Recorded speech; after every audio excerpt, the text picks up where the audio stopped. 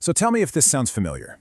Have you ever shown up to work, checked off every single thing on your to-do list, smiled brightly in the morning meeting, answered every email promptly, maybe you even threw in an enthusiastic exclamation point, and yet you felt completely, entirely dead inside the whole time? Well, if you're nodding your head right now, I really need you to know that you are not alone. And more importantly, what you're experiencing is not burnout, and it is absolutely 100% not laziness. Okay, let's dive into this explainer, because psychologists and workplace researchers are finally giving a name to this hidden crisis. They're calling it quiet cracking, and honestly, it might just be the most common mental health crisis that you've never even heard of. Today, we're going to unpack exactly what the data and research are saying about this whole phenomenon, why it's happening right now, and how we can actually stop it. Section 1. The Invisible Workplace Epidemic. Recognizing the High-Functioning Exhaustion. Moving on to Section 2. Cracking versus quitting. Understanding the difference. To really diagnose this highly prevalent crisis, we've got to start by defining what we're actually looking at here. Over the last couple of years, everybody heard the term quiet quitting, right? It made headlines everywhere. But here's the thing. Quiet quitting is a choice. It's just the act of doing exactly what's in your job description and absolutely nothing more. It's a purposeful boundary. And this brilliantly illustrates the contrast, because quiet cracking is fundamentally different. It is not a choice. It's what happens when you genuinely want to care, but something inside you has just slowly eroded over time until there's literally nothing left to give. It's this invisible exhaustion where you're still showing up, you're still doing the work, but you're only staying because you feel too scared, too tired, or just too financially trapped to leave.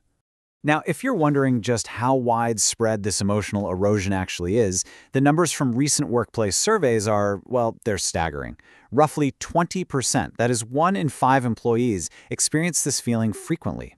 Add to that another 33%, so a third of the workforce, who experience it occasionally.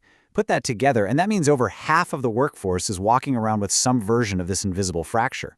So if you've been feeling this way, the data literally proves you are far from the only one.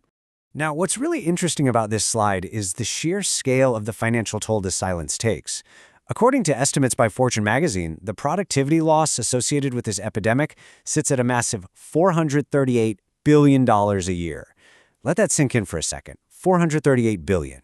And remember, based on our definitions, this loss isn't coming from people slacking off. It's stemming directly from people who are just going through the motions, while quietly, invisibly falling apart at their desks. Let's move to and see how this builds into Section 3. Why it's happening now? The environmental pathogens. It is so easy to blame ourselves when we feel disconnected, right? To think, oh, I just lack discipline, or I'm not trying hard enough. But researchers are pointing out that this is actually an environmental issue. The blame shifts entirely from you, the individual, directly to the environment we're working in.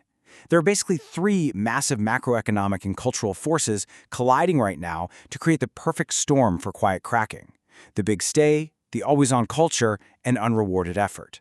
Let's break each of these down so you can see exactly how they're messing with your day-to-day psychology.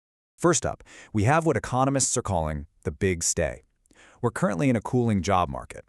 Right now, the whole idea of switching jobs just feels incredibly risky to a lot of people. Because of this, employees who would normally just say, you know what, I'm out, and go find something better, are instead staying put. They are stuck in place, and they're basically forced to just sit there watching their own dissatisfaction compound with absolutely nowhere to release that tension. The second colliding force is this always-on culture. Remember when the rise of remote and hybrid work was supposed to give us all this freedom? Yeah, well, instead, it has completely erased the boundary between being at work and recovering from work. When your office is literally your living room sofa, or your Slack notifications are pinging your phone during dinner, your brain never actually gets the signal to downshift. You are just constantly hovering in this state of low-grade professional vigilance. And then we have the third, and honestly perhaps the most quietly damaging force of all: unrewarded effort. There's this growing, pervasive sense out there that effort simply doesn't get rewarded the way it used to. Promotions are dragging on, raises definitely aren't keeping up with the cost of living, and the research shows that when people stop believing that trying harder actually leads anywhere, their psychological floor just completely gives way.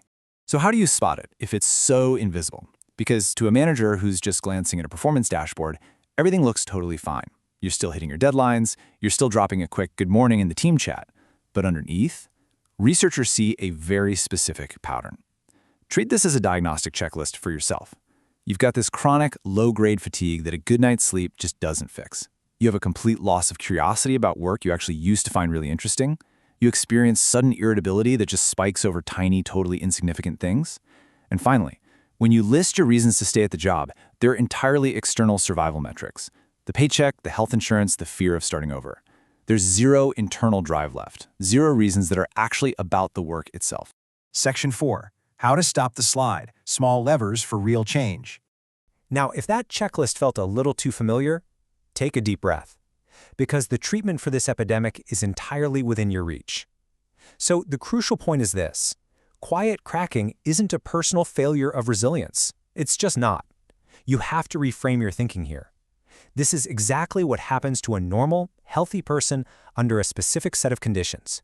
And the most important word in that sentence is conditions, because conditions are changeable. The fix for quiet cracking is never, ever to just try harder or force yourself to have more gratitude. Actually, scratch that. Doing that will usually just make it worse. The research actually outlines 3 incredibly actionable steps to interrupt this downward slide. First, you just have to name it honestly to yourself.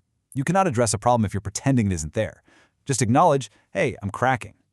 Second, find one lever, just one, that you actually control. This might mean having a really hard, honest conversation with your manager about your workload. It might mean actively rebuilding a strict boundary around checking messages after hours. Or it might just be finding and reconnecting with that one single part of your job that used to genuinely spark your interest. And third, make small, real changes. Please do not attempt a total life overhaul here. Tiny, controllable, everyday adjustments are usually what interrupt the slide and actually begin the healing process. Real quick, I want to pause and speak directly to any managers who might be watching this explainer. You really need to know that the employees who are quietly cracking are very often your absolute most reliable people. They're the ones who just keep performing, keep hitting deadlines, even as they're suffering in total silence. So, checking in on the people who never, ever complain is sometimes far more urgent than checking in on the people who are always vocal about their issues. Simply put, do not assume silence equals satisfaction. You know, quiet quitting was loud enough that everyone had an opinion about it. But quiet cracking is the exact opposite. It's completely silent, which is precisely why it's spreading like wildfire through our workforce right now. But I want to leave you with this final thought. If this data described you today, that feeling is not a life sentence. It is just information. It's your mind and your body telling you that the current environment is unsustainable. And now that you can finally name it, you have the power to start doing something about it. So take a look at your own workday tomorrow. Which of these 3 environmental forces is draining you the most? And what is the very first tiny lever you're going to pull to take your power back?